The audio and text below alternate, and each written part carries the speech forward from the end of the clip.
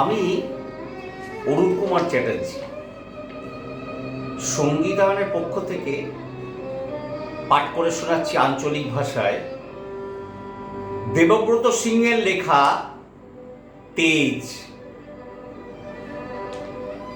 আমি জামবনির কৈরিপাড়া শিবু কৈরির বেটি সাঁঝলি বটি। কাগজওয়ালার বললে আর তো তখন বললে তো হবে কেনে, তুমি এবারকার মাধ্যমিকে প্রথম হয়েছ, তোমাকে বলতে হবে কারো কিছু। টিভিওয়ালারা বললে তুমি খেত মুজুরের মাইয়া, তুমি কি করে কামিন খাইছে, মাধ্যমিকে প্রথম হলে বলো দেখি, সেটা তোমাকে খুলতে হবে বলে। পঞ্চায়েতের অনি বৌদি, প্রধান, উপপ্রধান, এমএলএ, এমপি সবাই একেবারে হাম দিয়ে পড়লো আমাদের মাটির কুঁড়ে ঘরে। জামবনি স্কুলের হেডমাস্টার কোন বিহান বেলায় টিনের আগুন খুলে হাঁকিয়ে ডাকিয়ে ঘুম ভাঙাই। খবরটা যখন প্রথম শুনালে তখন মাকে জড়াই শুয়েছিলাম আমি।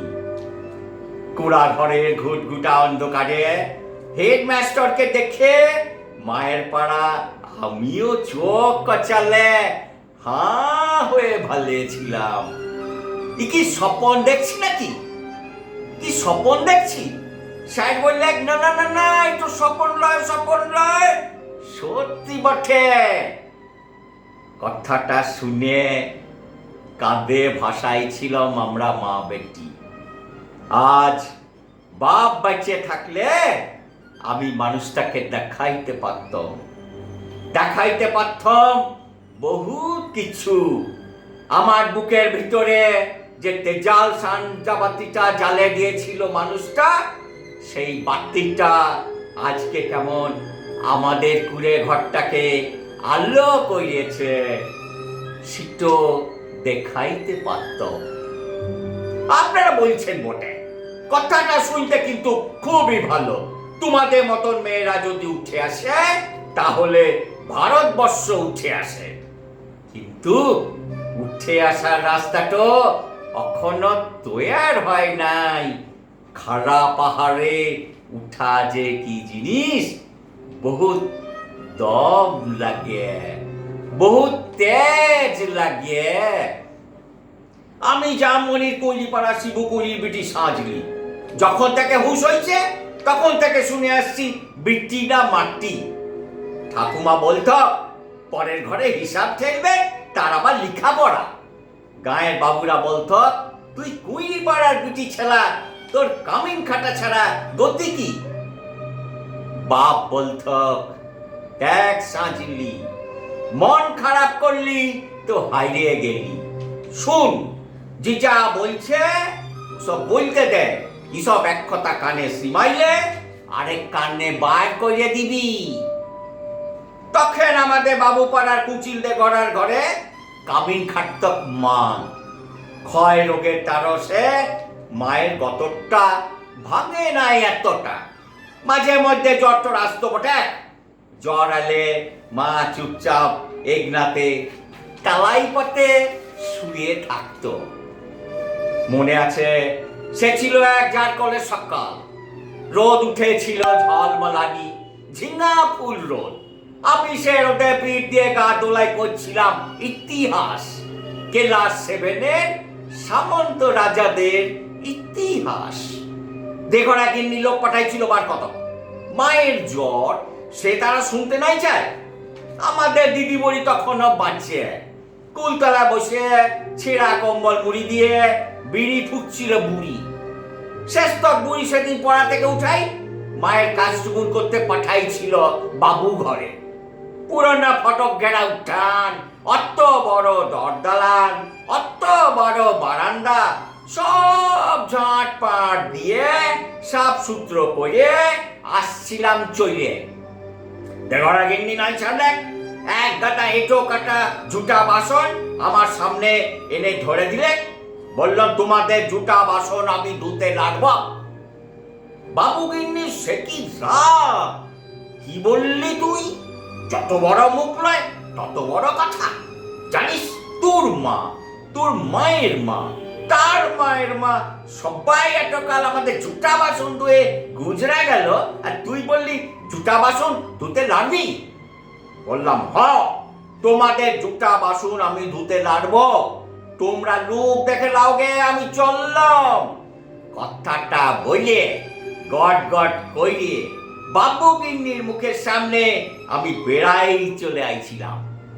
তারপরে সে লিয়ে কি কাণ্ড, কি ঝামেলি! বেলা ডুবলে মা তোদের ধান কাটিয়ে বাপ ঘরকে ফিরে আইলে দুপাতা লেখাপড়া করা লাতনি ছোট মুখে বড় থুতির কথা সাত কাহন করে বলেছিল এই দিদি বুড়ি। মা কোনো রাগ কারে নাই।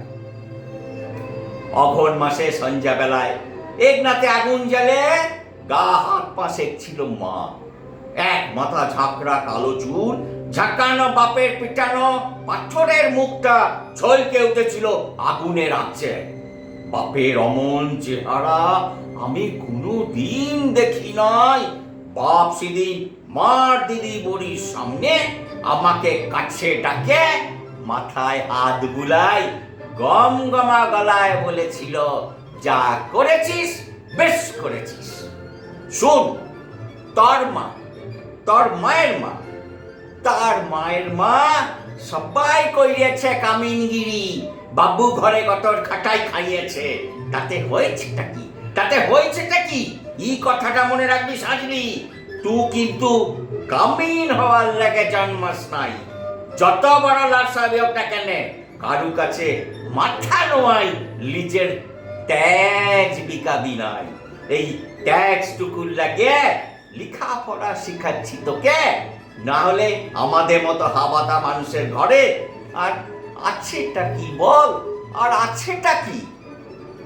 আমি জামমনি কুঁড়ি পাড়া শিবু কুঁড়ির বিটি সাজিনি কবে কার সেই ক্লাস 7-এর কথা ভাবতে যাইয়ে কাগজওয়ালা টিভিওয়ালাদের সামনে অখন কি যে বলি। তাল পাতার রড দিয়ে হেরা গরুর লতার একনাতে লোককে এখন একাকার, তার মাঝে বাঁশি বাজাই, জিপ গাড়িতে চেপে আগু পিছু পুলিশ নিয়ে মন্ত্রী আইলে ছুটে। কোথা সাজলি, কোথা সাজলি বলতে বলতে বন্দুকধারী পুলিশ নিয়ে সুজা আমাদের মাটির কুঁড়া ঘরে। হেড স্যার বললে, প্রণাম কর সাজলি, প্রণাম কর।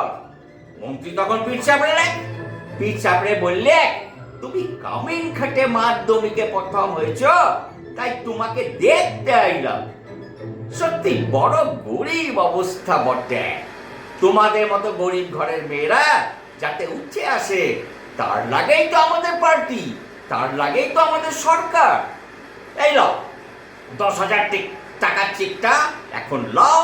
শুনো, আবার তোমাকে আরো দিদার টাকা তুলে দিব, ফুল দিব, সম্বর্ধনা দিব।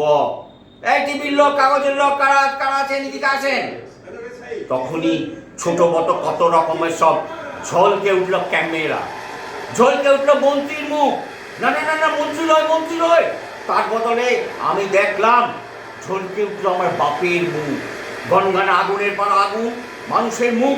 আমি তখনই বলে উঠলাম, না না না না, কি টাকা আমার নাই লাগবে, কি টাকা আমার নাই লাগবে। আর আমাকে যে ফুল দিবেন, সম্বর্ধনা দিবেন বলছেন, আর দিদার টাকা তুলে দিবেন বলছেন, আমার নাই লাগবে, আমার নাই লাগবে। মন্ত্রী তখন ঢোক গিললে। গায়ের সেই দেঘরা গিন্নি বড় বেটা, সে এখন পার্টির বড় লেতা। ভিড় ঠেলে সে আসে বললে, কেনে কেনে কি হয়েছে রে সাজলি, তুই তো আমাদের ঘরে কামিন ছিলি, বল তোর লাগে কি কি করতে পারি, বল তোর লাগে কি কি করতে পারি, খুলে বল। বললাম, আমার পাড়া শয়ে শয়ে আরো অনেক সাজলি আছে, আরো শিবিকুড়ির বিটি আছে গা গ্রামে। তারা যতদিন অন্ধকারে পড়ে থাকবে, তারা যতদিন লেখাপড়ার লাগে কাঁদে ভুলবে, ততদিন কোনো বাবুর দয়া আমার নাই লাগবে। শুনছেন আপনারা? ততদিন কোনো বাবুর দয়া আমার নাই লাগবে, ততদিন আপনার কোনো দয়া নাই লাগবে। শুনছেন আপনারা? ততদিন কোনো বাবুর দয়া আমার নাই লাগবে।